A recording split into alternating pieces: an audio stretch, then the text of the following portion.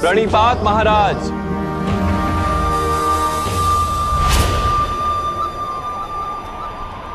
कल्याण हो वासुदेव।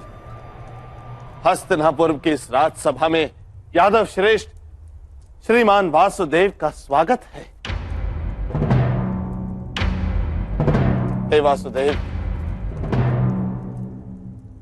कुरुओं का ये महान वंश आज संकट का भागी बन बैठा। कैसे रात्रि का आगमन ढिंगर की ध्वनि से जाना जाता है, वैसे पंच का नाश हम वृद्धों के हताशा से भरी श्वास की ध्वनि से जाना जाता है।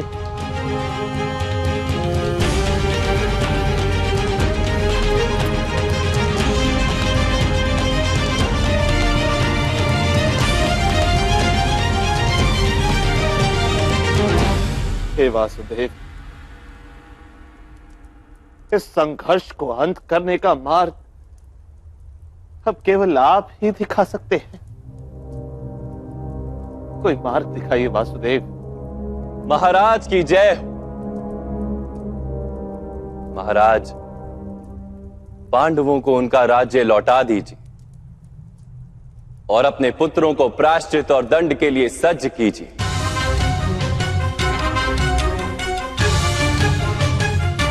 उनके प्राण नहीं जाएंगे, मैं वचन देता हूं, किंतु उन्हें अपने सम्मान को छोड़ना होगा।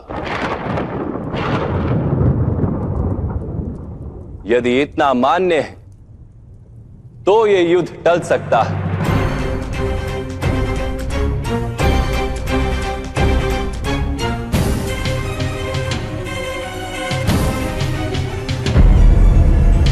वासुदेव,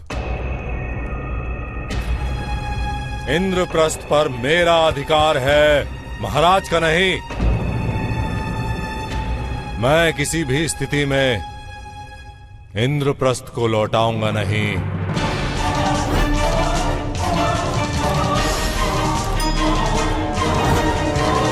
और जब तक पांडव इंद्रप्रस्थ के राजा नहीं, उन्हें युद्ध का अधिकार ही नहीं। वासुदेव, अन्याय के विरुद्ध युद्ध करने का अधिकार सबका है युवराज। ये तो पांडवों की उदारता है कि इतने वर्षों तक उन्होंने युद्ध नहीं किया, महाराज का सम्मान किया पद पद पर। वास्तव में किसी भी स्थिति का अंत उस स्थिति के आरंभ से ही निश्चित हो जाता है। नीम के वृक्ष पर आम के फल नहीं लगते कभी।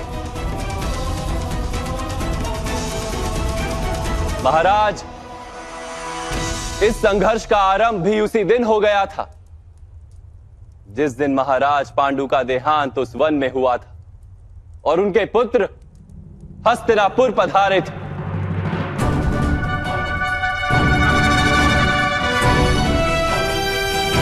आपने यदि उसी दिन राजकुमार युधिष्ठिर को युवराज घोषित कर दिया होता तो ये स्थिति ही उत्पन्न नहीं होती, किंतु आपसे आपके सिंहासन का मोह त्यागा नहीं गया।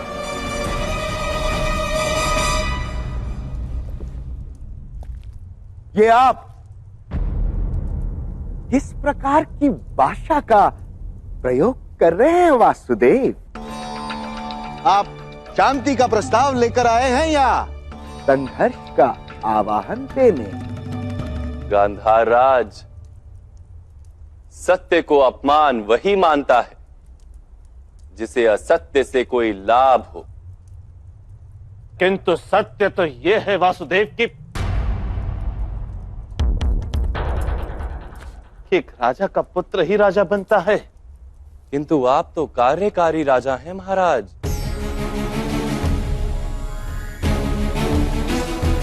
सत्य तो ये है कि आपका राज्य अभिषेक कभी हुआ ही नहीं।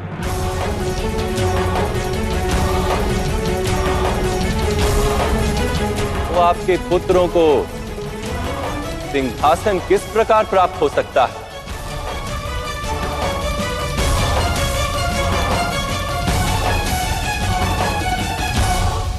इतने इतने पुराने इतिहास के पन्ने खोलकर क्या लाभ महाराज? वासुदेव, सत्य तो यह है कि युद्ध सभा के अंत में पांडवों ने स्वीकार किया था कि वो 1 वर्ष का अज्ञातवास भोगेंगे, किंतु मेरे बच्चे दुर्योधन 1 वर्ष पूर्ण होने से पहले अर्जुन को ढूंढ लिया। हम पांडवों को वनवास से मुक्ति देने को सज्ज हैं, यदि वे युद्ध का हठ छोड़ दे। मंदिर के प्रांगण में करने से भी अनुचित कार्य उचित नहीं हो जाता गांधार राज। द्यूत सभा ही अधर्म थी, इसलिए उसके परिणामों का कोई महत्व नहीं।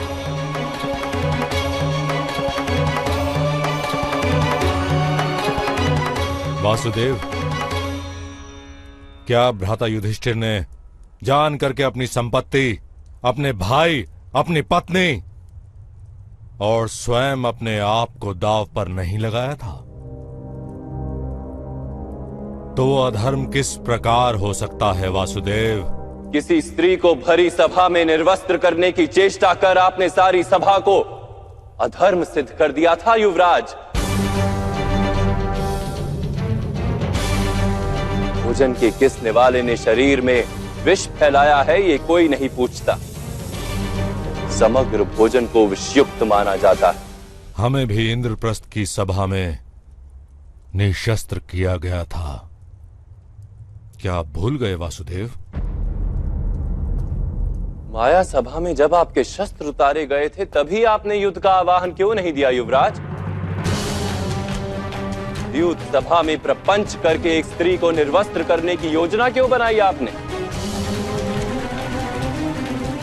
सत्य तो ये है कि आपके पास युद्ध का सामर्थ्य ही नहीं।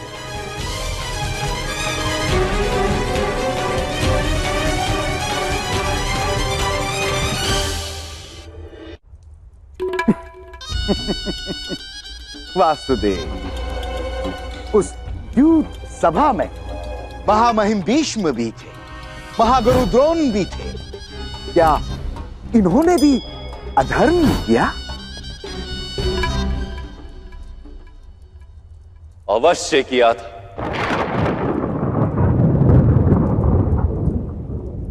जब समग्र भवन गिर रहा हो तो द्वारपाल केवल द्वार की रक्षा नहीं कर सकता गांधार राज। जब समाज के विरुद्ध कोई अपराध कर रहा हो, जब मानवता के विरुद्ध कोई अपराध कर रहा हो, तो केवल अपने व्यक्तिगत धर्म को संभालना अनर्थकारी होता है। धर्म का ये ऐसा विचित्र रूप है जिसे मैं मान्य नहीं कर सकता।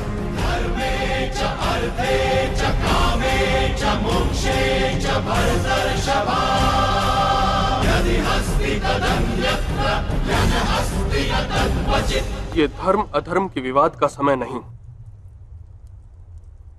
इस समय केवल एक महायुद्ध को टालने का प्रयत्न करना आवश्यक है। और इसीलिए मैं शांति का प्रस्ताव लाया हूं महामंत्री। और मुझे ये प्रस्ताव मान्य नहीं है।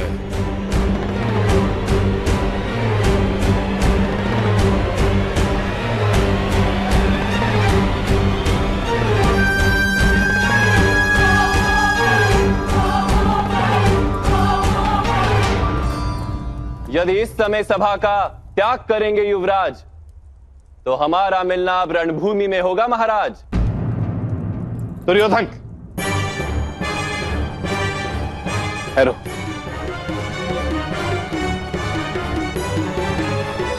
वासुदेव, दंड की बात करके आपने शांति प्रस्ताव को स्वीकार करने योग्य रखा ही नहीं। कोई भी योद्धा दंड किस प्रकार स्वीकार करेगा? और कौन सा योद्धा अपने ही परिवार की स्त्री को निर्वस्त्र करने की चेष्टा करता है पूरी सभा में महाराज?